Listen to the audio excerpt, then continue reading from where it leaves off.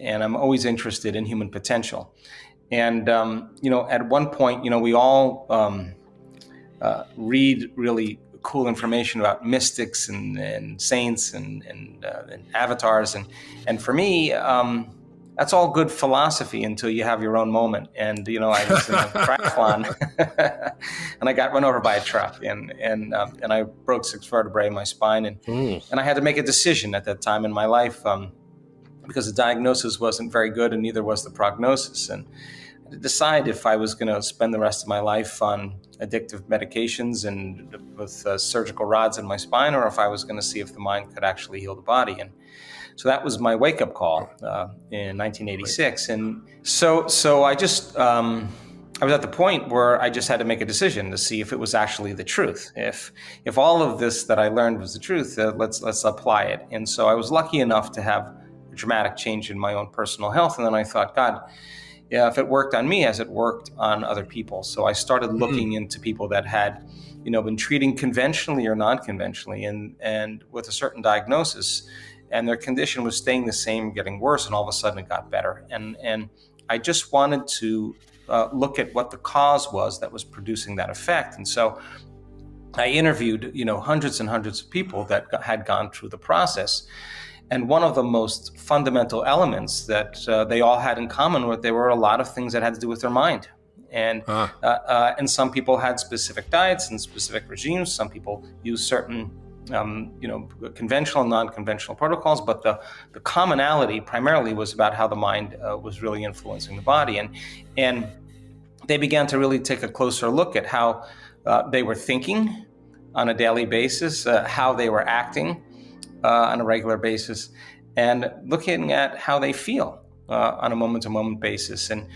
And how you think and how you act and how you feel is your personality. And your personality has a very direct relationship with your personal reality, which means if you want to change your personal reality, if you want to change something about your life, you got to change. And so the process of change then becomes the fundamental process of going from some person that's familiar and known to you and stepping out and beginning to make different choices and to begin thinking differently and begin to behave differently and speak differently and feel differently. And if you start thinking, acting, and feeling differently, our research shows without a doubt, you're going to have dramatic changes in your biology. And if you do it enough times, you're going to become someone else. And the disease then all of a sudden exists in the old personality and not in the new personality. And you ask the person, where's the cancer? Where's the rheumatoid arthritis? Where's the immune-mediated condition?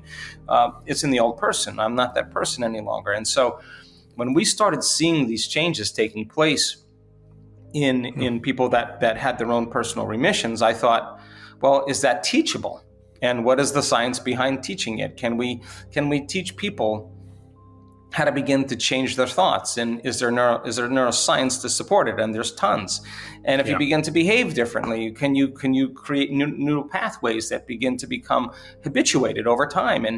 And if you stop feeling suffering and you stop feeling pain, and you stop feeling guilt, and you start feeling elevated emotions like joy or inspiration or gratitude, not just in a momentary state like positive thinking, but to be able to self-regulate and maintain that, if we could teach that, could we produce the same effects in people? So I think this is a time in history, Mark, where it's not enough to know. It's a time in history to know how.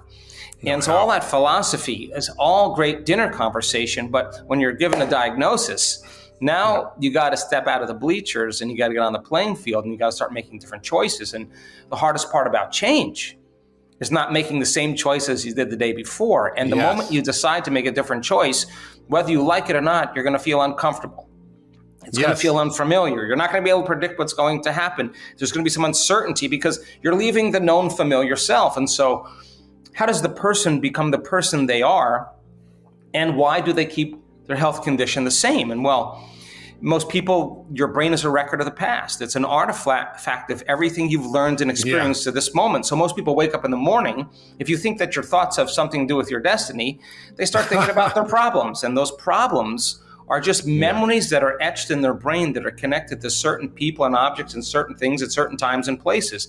And the moment they start thinking about their problems, they're thinking in the past. Now, because every one of those problems has an emotion associated with them, The moment they start feeling unhappy or feeling sad, now their body's in the past, because thoughts are the language of the brain and feelings are the language of the body, and how we think and how we feel creates our state of being. Now, the problem is that the person thinks of the problem, feels the emotion, and that is a thought and feeling.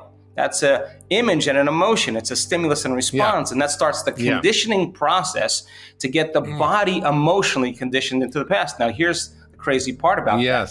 The familiar past emotionally is producing dramatic effects on the body, because the body is so objective that it does not know the difference between the real life experience that's creating that emotion and the emotion that person is fabricating by thought or memory alone. The body's believing it's living in the same past experience 7 days a week, 365 days a year. And the problem with that is that the environment signals the gene.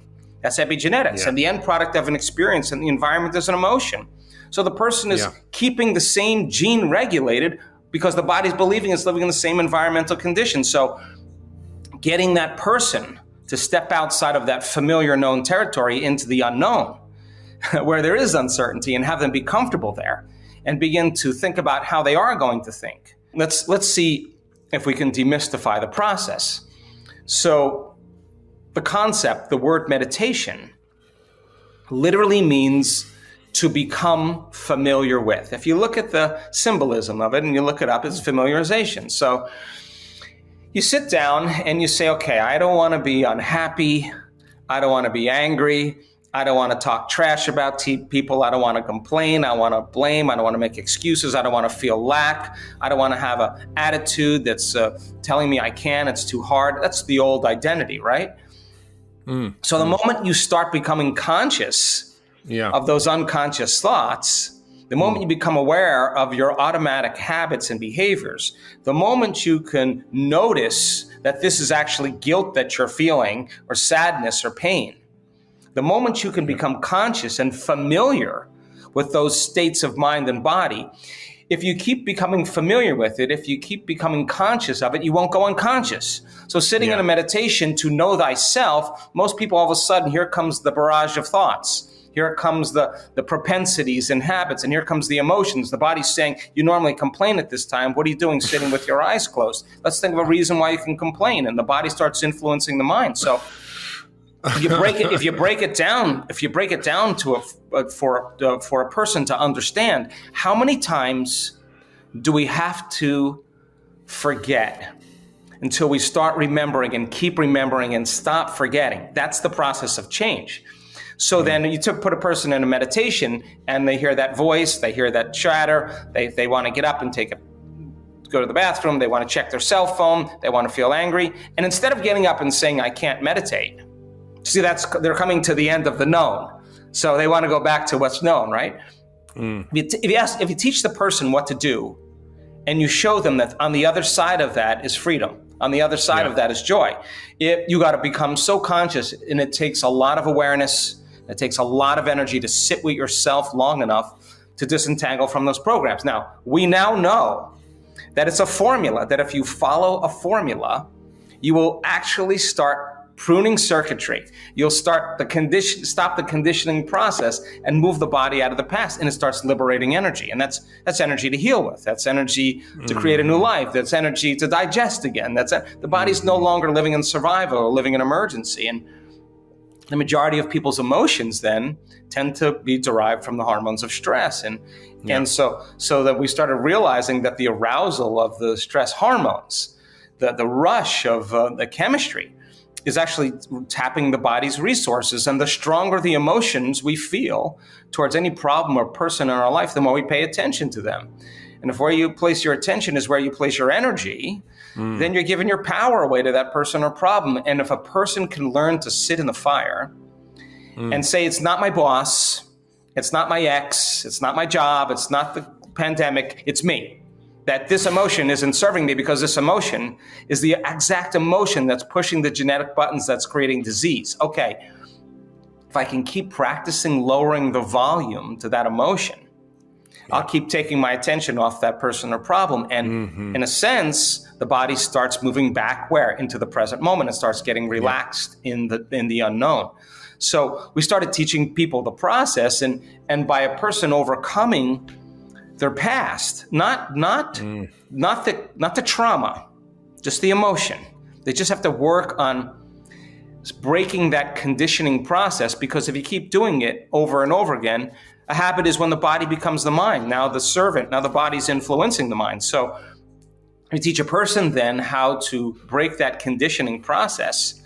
The body starts moving into the present moment. It's no longer in the same environmental condition. And then all of a sudden, we start to see some pretty dramatic changes in people's health.